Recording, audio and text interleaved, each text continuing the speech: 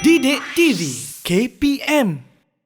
Terima Silakan, kasih. cikgu. Saya ni bukan apa risau ya kalau nak bagi topik murid akan fikir cikgu yang ni confirm akan keluar ke, bukan ya. Ini adalah topik-topik yang saya ambil daripada buku teks tingkatan 4 tingkatan 5 yang kita rasa bila kita belajar soalan ni menarik, mungkin keluar dan sebagainya, kita tak tahu. Kalau tak keluar janganlah pula marah cikgu ya, sebab ini kita buat ramalan.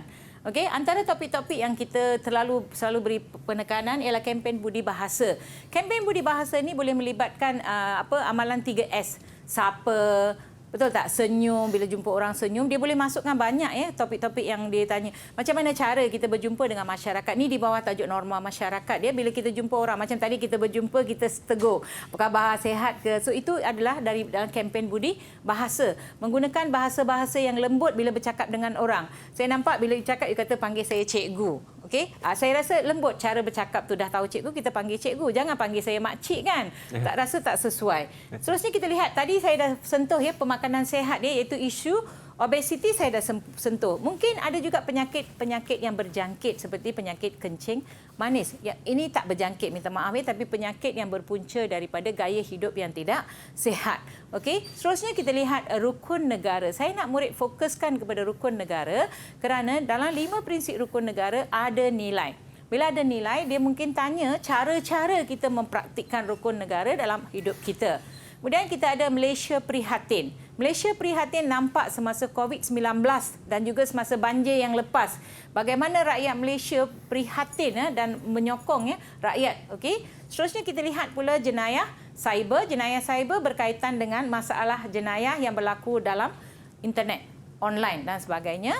Dan pengabaian warga tua. Topik ini selalu disoal kerana isu ini menjadi satu isu yang sensitif dan serius dalam kalangan masyarakat Malaysia. Hantar ibu bapa ke rumah.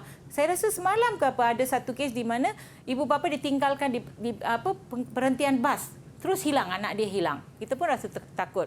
Scam alert ialah bila ada handphone dia akan cakap anda didapati ada ini, kemudian sila beri nombor akaun dan sebagainya, tolong berhati-hati.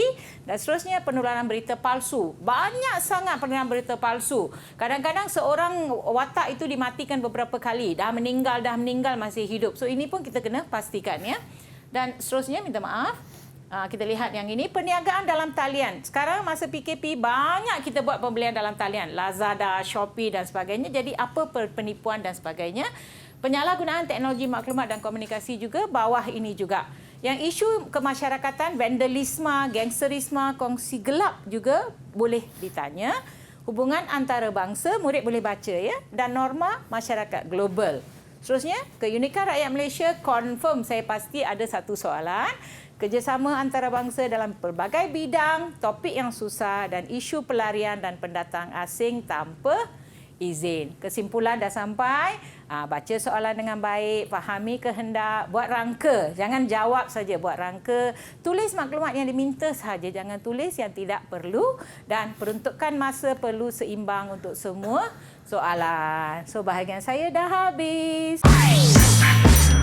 Didik TV KPM.